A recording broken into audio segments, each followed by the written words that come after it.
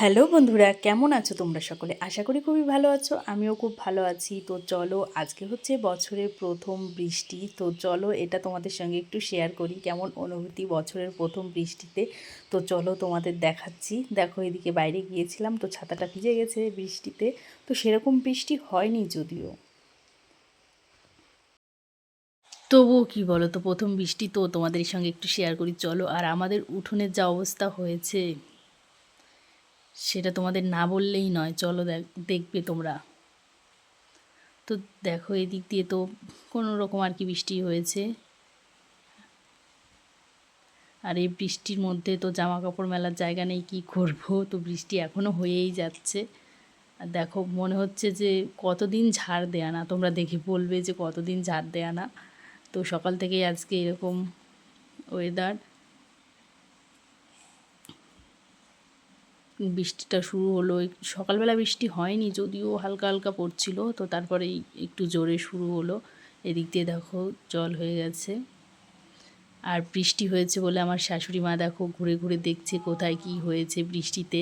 আর পাতার যা অবস্থা, একটু হালকা হাওয়া দিয়েছিল, এতেই আমাদের বাড়ির দেখো উঠোনের অবস্থাটা কি করেছে। সমস্ত পাতা যা ছিল মনে হয় হাওয়ায় পড়ে গেছে। আর তার মধ্যে বৃষ্টি, বাড়িটা দেখে মনে হচ্ছে না যে এই বাড়িতে কেউ থাকে, লোকজন আর কি।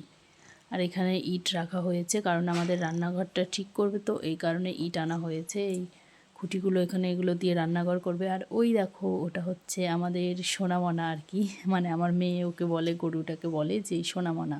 তো এই কারণে আমিও বলছি ওটা আমাদের সোনামনা। এই দেখো, আমার শাশুড়ি মা এখন দেখবে, শুধু এপাশে ওপাশে ঘুরে ঘুরে দেখবে কোথায় কি হয়েছে বৃষ্টিতে। বৃষ্টি আসলে আমার শাশুড়ি মা শ্বশুরমশাই পাগল হয়ে যায়, মানে দেখতে থাকে যে কোথায় কি হলো না হলো। তো ঘরে মন টেকে না তাদের।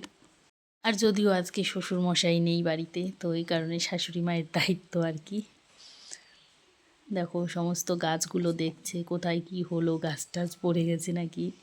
কিন্তু বৃষ্টি সেরকম হয়নি, কিন্তু তাদের ডিউটি, এটা তো পালন করতেই হবে। আর এই পাশটাতে একটু গাছ কম আছে, তো এই দিকটাতে একটু মনে হচ্ছে যে বৃষ্টিটাও কম হয়েছে। তো বৃষ্টি এখনও হচ্ছে। দেখো, আমাদের সমস্ত জামা কাপড় ঘরের মধ্যে মেলা আছে, কারণ এই বৃষ্টির দিনে না এটাই সমস্যা। আর বিশেষ করে বাড়িতে বাচ্চা থাকলে বৃষ্টির দিনে জামা কাপড় মেলার ভীষণই সমস্যা হয়ে যায়। তো ওদের জামা কাপড় তো কাচতেই হয়। আর এই বৃষ্টির দিনে কি করব বলো, কিছু করার নেই।